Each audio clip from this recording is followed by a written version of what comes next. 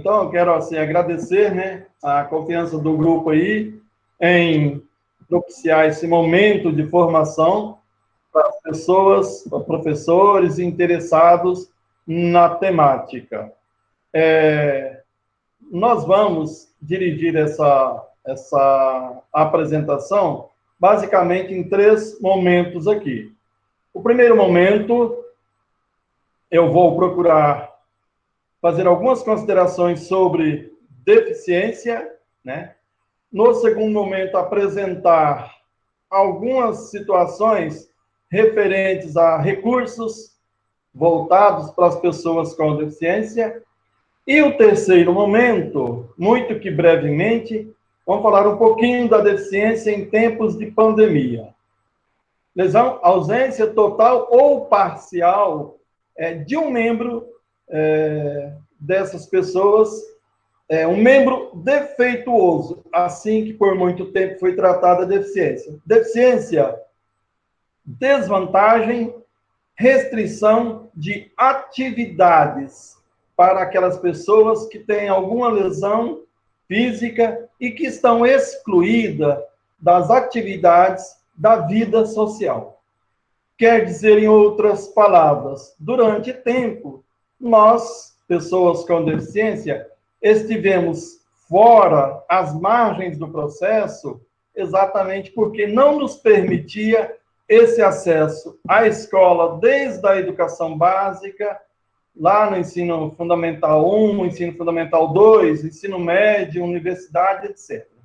Então, a deficiência, por muito tempo, ela esteve vinculada a essa questão de desvantagens, defeitos, e aí isso contribuía para que nós sentíssemos excluídos das diversas atividades sociais aí.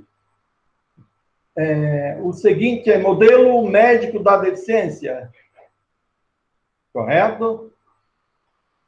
Correto. Para o modelo médico da deficiência, ela é exatamente a consequência natural da lesão em um corpo aí, e essa deficiência, um corpo dessa pessoa, e essa deficiência, por muito tempo, passou a ser objeto de cuidados da medicina, da biomedicina. Ou seja, o modelo médico proposto pela deficiência é que esta, por muito tempo, passou a ser esse modelo voltado apenas para as questões médicas e não necessariamente para outras situações que nós vivíamos.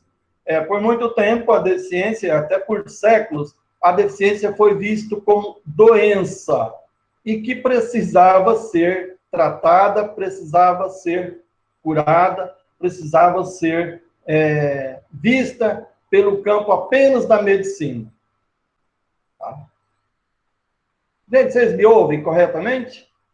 Sim, Vanderlei, estamos te ouvindo. Sim. Beleza. O slide aí, significado da deficiência, tem aí? Significado da deficiência, perfeito. O que significa a deficiência? A deficiência significa as limitações funcionais nos indivíduos que estão, ou que são causados aí por lesões, conforme já... Isso. Por lesões colocadas para essas pessoas por diferentes teóricos aí. Essa deficiência, ao longo de séculos, então, colocadas como um problema que precisava ser tratado. Essa deficiência aí caracterizada como físicas, mentais e sensoriais ao sujeito com deficiência. E aí nós temos ali a foto de um cadeirante frente a uma escada, olhando para uma escada. Acho que todos devem perceber a imagem. E aí você percebe o que deve estar passando na cabeça daquele usuário de cadeira de roda frente a uma escada. Então, vamos tentar para ver se ele retorna logo. Deixa parado nesse slide. Destacar que é muito importante a gente ter a presença dessas pessoas conosco, nas resoluções que tomamos, no que nós fazemos para elas. A gente tem uma máxima na política que é não fazer nada sobre nós sem nós. Aí nada sobre nós sem nós é falando das pessoas com deficiência. Eu fui, por um tempo, uma pessoa com uma deficiência temporária, porque eu tive um AVC e fiquei afásica. Eu não acho que o grupo não sabe disso, depois eu conto essa história, que é longa. Então, a gente sente na pele o que é uma... Eu senti na pele o que é ser uma pessoa com deficiência. E uma das coisas, assim, dentre tantas, uma que me marcou muito foi um dia eu estar dentro do metrô, na Carioca, precisar sair para ir para a rua, e eu não conseguia subir a escada, não tinha uma escada rolante, não tinha um elevador, e um homem que eu nunca tinha visto na minha vida, com todo cuidado, com todo respeito, me pegou no colo, eu estava de saia, e é constrangedor. Eu precisei ser carregada, um homem botou a mão no meu corpo, um homem que eu nunca vi, e teve que me segurar por baixo, assim, nas pernas, então isso é desagradável. O correto seria, ali naquele espaço, me dar acessibilidade para eu sair da estação do metrô da Carioca e ir para Rio Branco. E isso vale para tudo, né? Então, é importante a gente ter conosco, a Alexandra destacou aí, que somos pesquisadores na área, e quem não é, como eu não sou hoje, não estou com nenhuma deficiência, eu convivo com eles. Então, eu tenho uma filha surda, então eu convivo com surdos, com pessoas cegas, pessoas surdo-cegas, paralisados, amputados. Então, isso faz com que a gente tenha uma sensibilidade e perceber o que é importante para eles. Mas não porque eu decido isso por eles, é porque eu convivo com eles. Então, isso é primordial. Nada sobre nós sem nós. A gente não tem autoridade nem autonomia para dizer o que é melhor para uma pessoa que não tem a mesma condição que a gente. Então, é muito importante nós acostumarmos com isso. E nós somos professores, já estou concluindo, Vanderlei, nós que somos professores e trabalhamos com crianças, e também com os adolescentes, logo que eles são crianças, essa nossa vivência vai fazer com que a gente crie as possibilidades deles terem acesso à educação. Conforme eles vão crescendo, eles vão ganhando autonomia. Então, nós, professores dos anos iniciais, somos responsáveis por dar essa autonomia para esses estudantes. Que conforme eles vão avançando no estudo, eles passam a dizer, olha, dessa forma é melhor para mim. Então, quando eles chegam no ensino médio, passam para a universidade, aí chegam até o pós-doc, como o Vanderlei, eles sabem dizer para a gente, olha, para mim é melhor que seja feita dessa forma. Então, a relação muda. Obrigada. Vai lá, Vanderlei. Discussão bastante grande sobre ainda terminologia sobre deficiência. Resgatando a Lei Brasileira de... Isso. Resgatando a Lei Brasileira de Inclusão, aprovada em 2015 e que entrou em vigor em 2016, a Lei Brasileira de Inclusão recomenda que nós devemos evitar pessoas deficientes. Por que isso? Deficiente dá aquela conotação de que nós somos, uma vez deficientes, lembrando do tratamento anterior, defeituosos, portanto, sem valor produtivo para esse mercado aí. Então, a LBI recomenda evitar pessoas deficientes. A LBI recomenda também não falar mais pessoas excepcionais, lembrando da PAI, que presta um bom serviço para a sociedade, mas a PAI ainda tem a terminologia, né? Associação de Pais e Amigos dos Excepcionais. O que é uma pessoa excepcional? A LBI ainda recomenda que nós devemos evitar pessoas defeituosas. O que é um defeito? O que caracteriza um defeito? Desde 2010, mas a LBI legitima isso em um dos seus artigos, evitarmos portador de necessidades especiais ou portador de deficiência. Por que essa situação? quem porta alguma coisa. Você porta o seu celular, a sua bolsa, no meu caso, eu porto minha bengala, etc. Se eu portasse deficiência, o que ocorre? Eu podia arrancá-la aqui, ó, e jogar fora, e me livrar dela. Então, não se recomenda mais utilizar essa terminologia portador de deficiência. É circulando aí por ônibus, metrôs, aeroportos e mercados, a gente escuta muito isso nos aeroportos, principalmente, ou nos metrôs. As pessoas portadoras de deficiência pegam a fila prioritária. Tem o lado bom, né? As filas prioritárias, portanto, mas o nome nos estigmatiza. Então, se a gente puder, sempre possível, evitar o termo portador, é muito bom. Há uma recomendação hoje na literatura da gente dirigir-se às pessoas com deficiência dizendo o seguinte: pessoas com deficiência. E por que isso? Porque isso eu me dirijo a todas as pessoas, independentemente se elas são ou não pessoas com deficiência, né? Ou se elas são estudantes ou não. Vou me dirigir a uma pessoa com deficiência. Os teóricos aí estão recomendando também outras terminologias, já um pouco antes da LBI e também agora após a LBI. Pessoas em situação de deficiência. Eu posso estar em situação de deficiência total, parcial, temporal ou definitivamente. Então, pessoas em situação de deficiência. Eu saio na rua, quebro uma perna, por exemplo, vou ficar imobilizado por um certo tempo, utilizando-se de uma cadeira de roda ou de uma muleta. Então, eu estou temporariamente em situação de deficiência.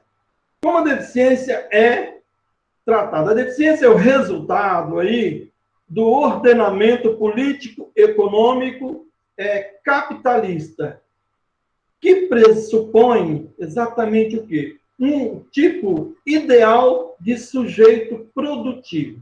Ou seja, nesse universo do mundo capitalista, em que o produtivismo, o mundo da produção equivale, sabe? Eu sou avaliado pelo que eu produzo. Nesse emaranhado de situações, a deficiência, nesse mundo aí, é exatamente caracterizada como aquele ideal de sujeito produtivo.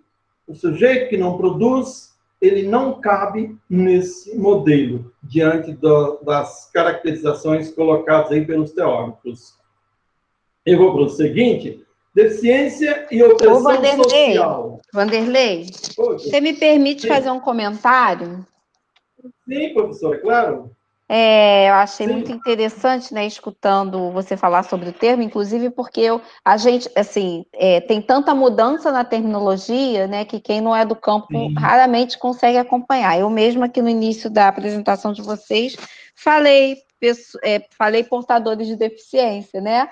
Então a gente fica muito em dúvida com relação aos termos, né? Então é importante esse esclarecimento. Agora, uma coisa que me ocorreu quando você estava falando aqui do estigma, né, que na verdade, deixa eu até abrir a câmera aqui um pouquinho, a produção do estigma, ela está necessariamente apoiada na presença de modelos, né, na presença de modelos que eles, de algum modo, eles projetam um estereótipo e uma idealização, né. Então, a presença de modelo, ela sempre coloca no contraste com o modelo aquilo que o outro não tem em relação ao que é esperado frente a esse modelo, né? Então, sempre projeta uma ideia de carência, né? E isso fica muito evidente, tanto na questão da terminologia, né?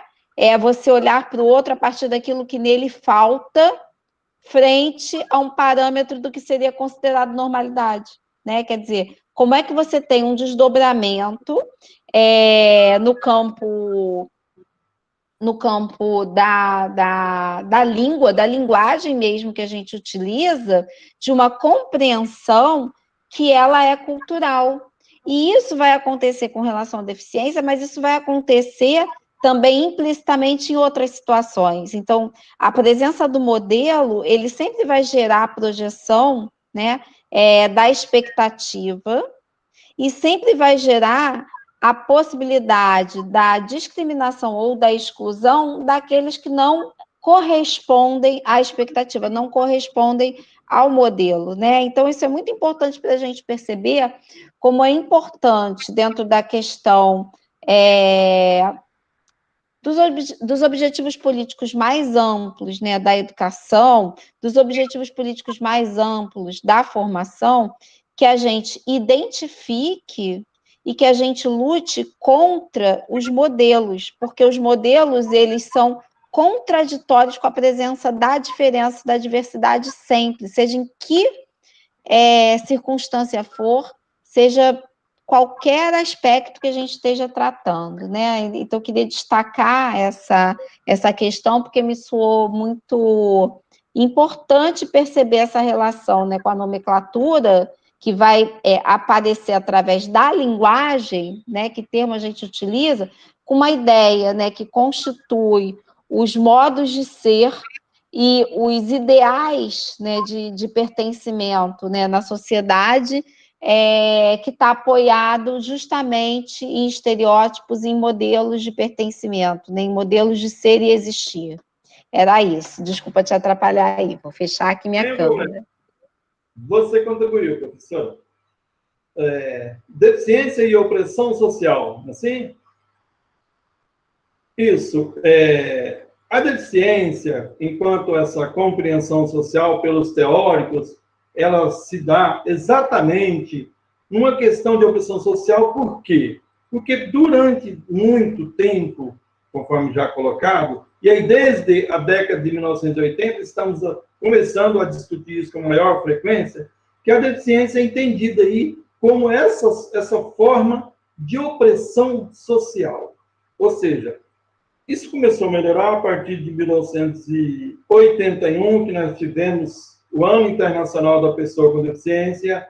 Depois, pensando mais em nível mundial, a Declaração Mundial de Educação para Todos, em Tailândia, ou na Tailândia. Depois, em 1994, com a Declaração de Salamanca, acho um marco muito importante para esse período, começou a reduzir um pouco dessas questões da terminologia e, mais que isso, da ação da deficiência enquanto opressão social. Os teóricos apontam nessa questão que a deficiência como terminologia, como opressão social, ela é muito presente, ela é sofrida exatamente, e ela está muito presente, para além das pessoas com deficiência, ela está muito presente em relação às mulheres e às pessoas negras. Nós vemos aí, voltando para uma questão mais social aí, negros constantemente sendo abordados de forma diferenciada pela polícia. Negros sendo mortos de forma selvagem aí pela polícia. Então, a deficiência ainda é uma questão, diante das teorias, sociólogos discutindo a questão, como uma opressão social para essas pessoas, especialmente para os grupos de pessoas com deficiência, mulheres e negros. Claro que insere-se aí essa citação que eu estou usando, é da Débora Diniz, o livro publicado em 2007. Hoje nós temos muito mais categorias que vivem essa opressão social. Falando em Débora Diniz, quero sugerir aos participantes do curso, nós do grupo, mais os outros participantes, se tiver a oportunidade de ler um livrinho pequenininho, sim, da coleção Primeiros Passos, né? O livro da Débora Diniz, O que é deficiência? É um livrinho assim, de cabeceira, fácil de ler. Próximo, necessidade de estudos. Os teóricos da questão diz que há pouco estudo, ou seja, há pouco estudo explorado sobre a questão da deficiência, especialmente no Brasil.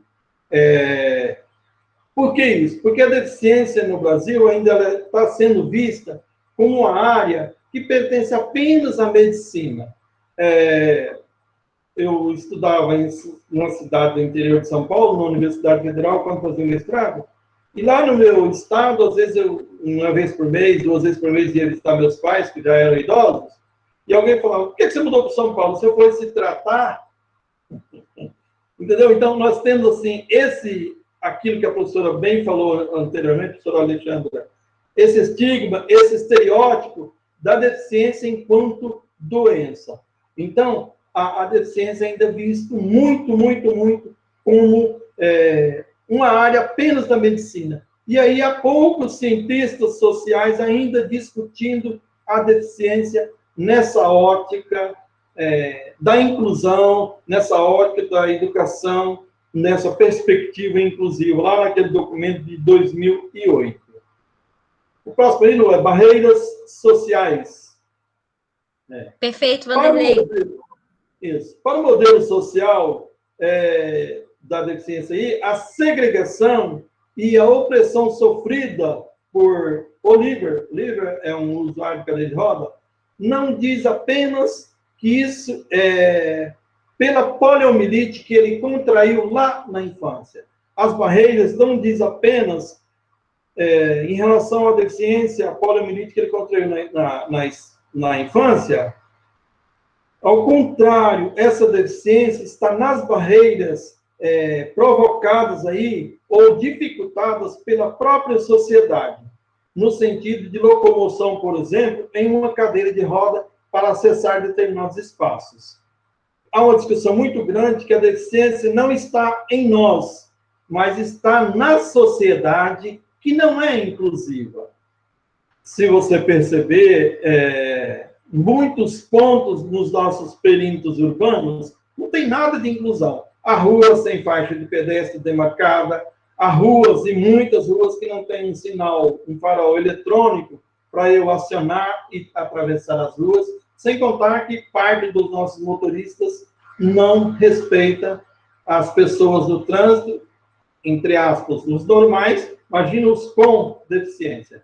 Então, Oliver diz exatamente que essa dificuldade ela está nas barreiras sociais criadas que dificultam, inclusive, a locomoção em sua cadeira de roda, que dificulta eu com a minha bengala ou dificulta o surdo em determinados espaços sociais que eles convivem. O seguinte conhecemos pouco a deficiência. Isso é fato, né, gente? Por que a gente fala ainda, pessoas deficientes, pessoas aleijadas, ou com outros tratamentos? Oliver, ainda esse camarada que a gente leu um pouco sobre ele diz que a deficiência precisa de maiores estudos históricos e antropológicos para melhor desmistificar aquela tese que os sujeitos com deficiência têm dificuldade porque têm deficiência. Nós sabemos que tem muitas pessoas que têm muitas dificuldades e não apresentam nenhuma deficiência.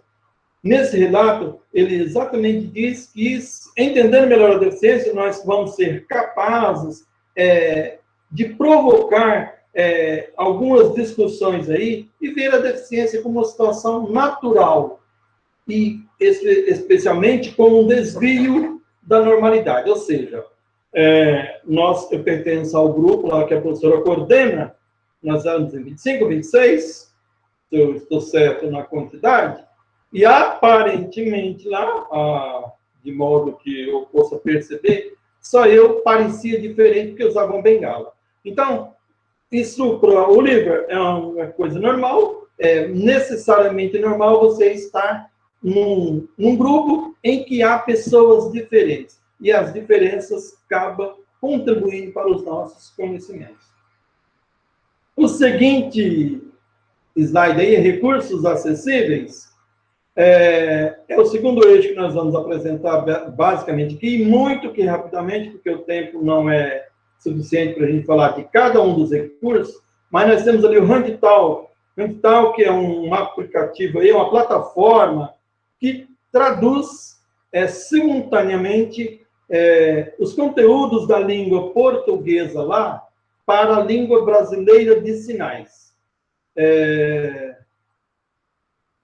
O objetivo desse Handtalk é exatamente a inclusão social das pessoas surdas nos diferentes espaços, inclusive educativos. O que esse Handtalk permite? Permite que ouvintes, também é bom para os ouvintes aprenderem Libra, permite que os ouvintes possam aprender a se comunicar em língua brasileira de sinais. Tá? O slide seguinte aí, Lu, tem duas imagens do HandTalk. A primeira é uma pessoa usando o HandTalk aí no celular, e a segunda imagem é a logomarca aí do HandTalk, do aplicativo, e o seu ator no sentido de aparecer no aplicativo, Hugo, o boneco lá que faz o papel da tradução a partir da operação do celular. O slide seguinte vai tratar de outro aplicativo chamado Adapt. O que é o Adapt? O Adapt é um aplicativo aí de comunicação alternativa, dinâmica e personalizada. Criado para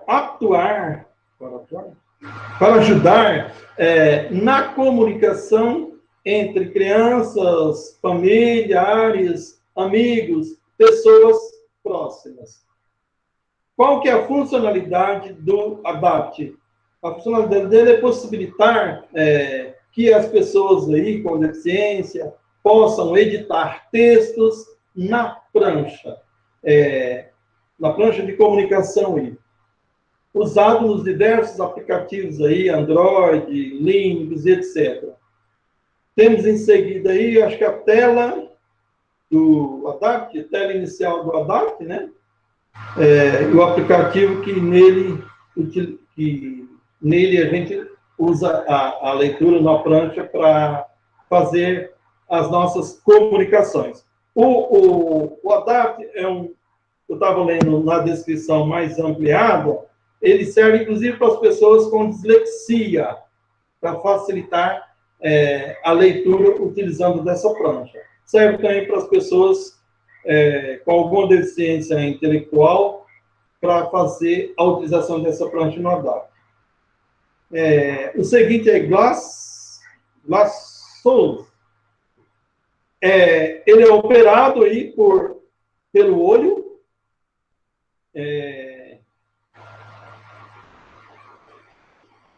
controlado pela boca.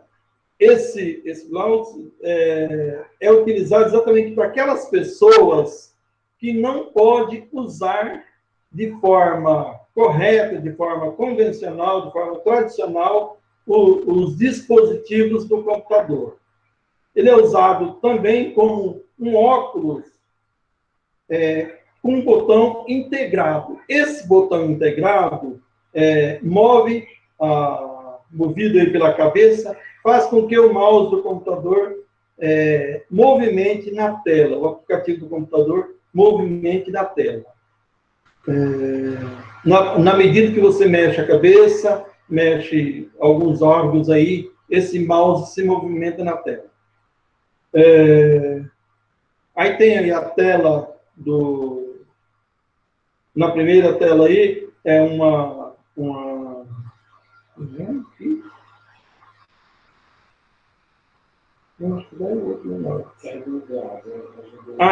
a tela do Glass aí, sendo usado por uma pessoa aí. Também, a outra tela do Glass aí, também usado por uma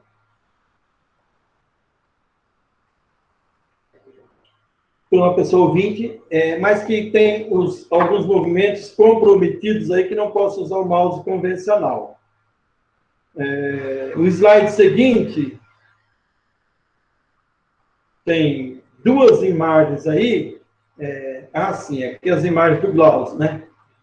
Que é o logo marca do Glass, e ainda o aplicativo usado em computadores aí.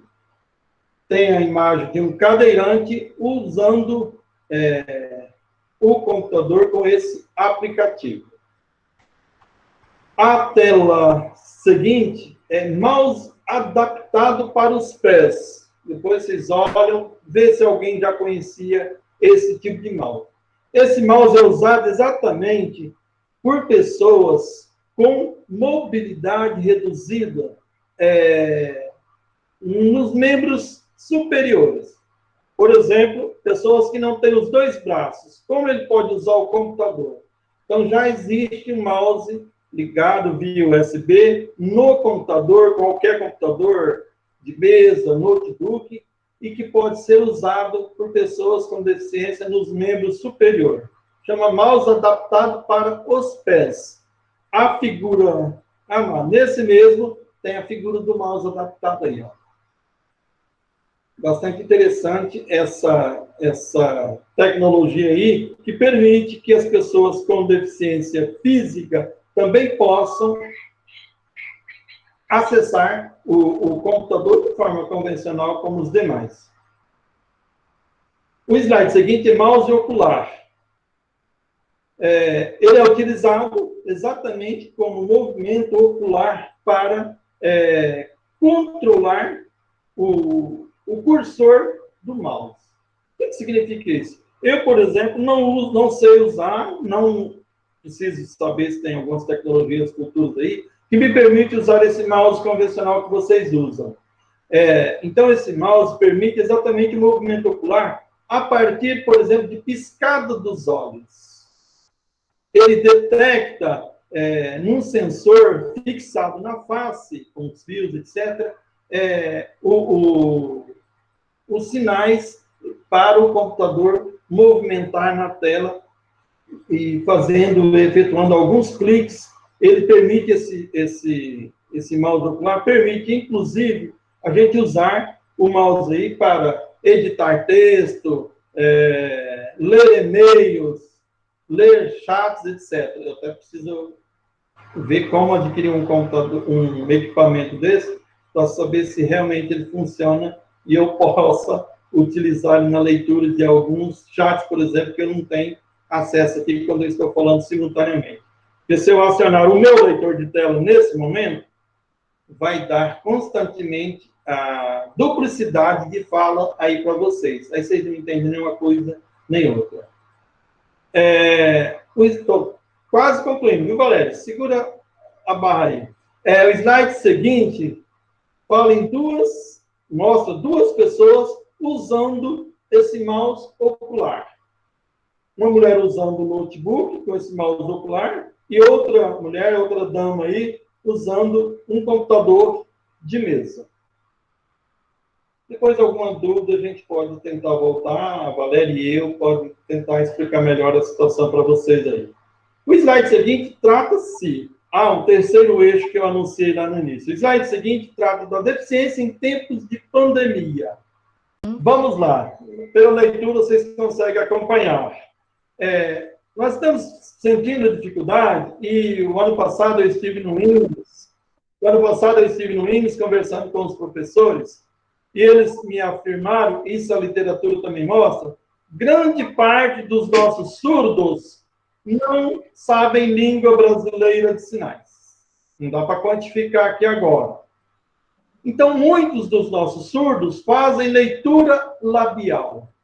Agora, em tempos de pandemia, pergunta-se como o surdo que só faz leitura labial pode se comunicar com outras pessoas, com outros surdos ou com ouvintes via leitura labial, se ele está usando uma máscara.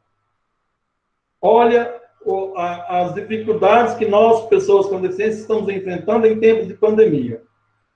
Os usuários de muletas ou cadeiras de roda.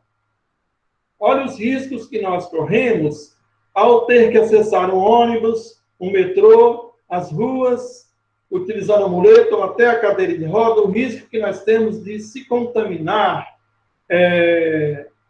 nesse tempo de pandemia. Os autistas têm vários níveis aí, vários graus de autismo. Aqueles com autismo mais severo se recusam em usar máscaras. Então, a gente fica perguntando, olha os riscos que nós corremos aí, ou incorremos, frente às pessoas com deficiência, no caso dos autistas aí.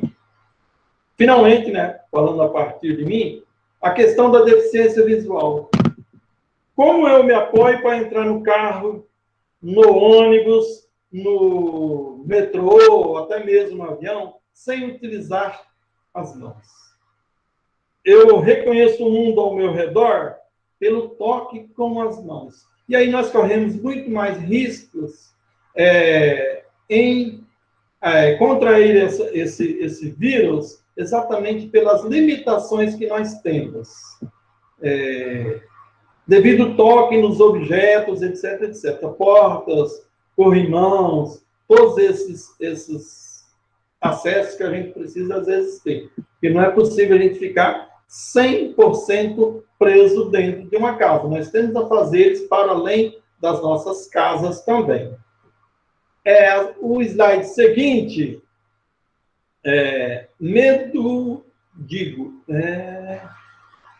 contaminação, é isso, né? Então, o medo de contaminarmos nós e os outros provoca até uma relação de preconceitos. Por que isso? Porque nós não estamos vendo as pessoas ao nosso redor. Então, a gente acaba tendo medo, e aí não conseguimos, às vezes, medir com clareza a distância entre nós e os outros, nos momentos de aglomeração, etc. O que ocorre? A gente acaba tendo medo de ser ajudado nas ruas, porque as pessoas podem não estar usando a proteção de forma correta. Só contando um fato que aconteceu comigo, eu estava no Rio e saí para ir no supermercado na Francisco Xavier ali e passava de frente àquele hospital que passou por aquele incêndio aí recentemente. Eu ainda estava no Rio quando do incêndio. E passar frente ao hospital, devido ao hospital estar em reforma por causa do incêndio, eu percebi que tinha vários funcionários do hospital na frente do hospital. E aí eu fui passando e, devido à construção, eu tentei me desviar da construção. E aí alguém falou assim, ajuda ele lá. Aí uma moça respondeu assim, eu não, eu tenho medo que ele possa estar contaminado. E é isso dentro dos nossos contextos. Há medo também de nós, não é porque eu sou decente, eu não tenho medo. Eu tenho medo, sim, de me contaminar, e eu tenho muito medo, assumo isso, de me contaminar por alguém que possa estar contaminado e não estar usando a máscara, que é uma forma de evitar a contaminação, sim, para essas pessoas. O slide seguinte é deficientes visuais. Nesse período de pandemia aí, nós temos alguns problemas a serem enfrentados. Por quê? Porque nós estamos revestidos por duas máscaras. Uma, porque não vemos esse mundo ao nosso redor, dado a deficiência, dado a limitação visual. E a outra, pelo uso das máscaras, que a gente não pode mais aproximar de quem gostamos, abraçar, beijar as pessoas, sabe? Ter aquele carinhoso afeto que a gente tinha com as pessoas, com os nossos idosos, com crianças. Eu visitava muito lar de idosos, etc. Não posso mais fazer isso, porque eu posso não só me contaminar, mas contaminar outras pessoas, talvez até mais vulnerável que eu. Tá? Então, as máscaras impediram nós dessas possibilidades. Gente, estou no penúltimo, estou acabando. Aguenta mais um bocadinho. O próximo lugar onde fala, isso é um problema ainda na nossa situação. Claro que a inclusão bateu ontem às nossas portas. Claro que a inclusão está, começando a se efetivar nos diversos espaços sociais e, por conseguinte, nos diversos espaços educativos aí, diversos espaços formativos. Mas há uma questão muito grande que nós temos que superar dentro desses nossos espaços. O discurso de alguém falar por nós. Não. As pessoas não podem falar por nós. Isso não quer dizer que eu não aceito ser ajudado. Claro que eu aceito ser ajudado. E sou ajudado por muitas pessoas. O que não pode é as pessoas decidirem por nós. As pessoas acharem, isso aqui é melhor para você. Em que situação que as pessoas podem dizer que isso é o melhor para mim? Tá? Falar com eles, não por eles. é uma questão que nós precisamos sempre estar atentos. Falar com eles e não por eles. Acho que falar com eles você consegue perceber quais são as necessidades dos indivíduos, dos sujeitos, e, consequentemente, sim, você poder ajudá-lo. Outra questão que eu não concordo é quando você fala assim, ó, quero dar voz aos indivíduos. Voz nós temos. A democracia brasileira ela é mentirosa porque os políticos vão lá na televisão, descarregam em nossas casas inúmeras propagandas, sabe? Fake news, etc.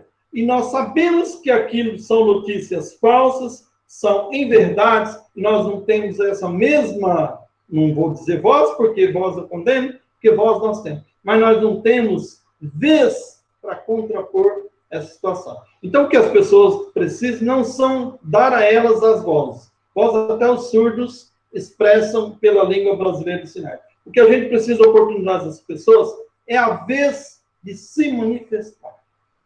É a vez delas poderem falar. E aí eu penso nisso, eu penso no movimento negro, eu penso no movimento indígena, eu penso nas pessoas com deficiência, eu penso na mulher oprimida, na mulher que sofre violência, etc, etc. Essas pessoas não precisam de voz, elas têm a voz. O que elas precisam é oportunidade, espaços para expressar sentimentos, etc, etc.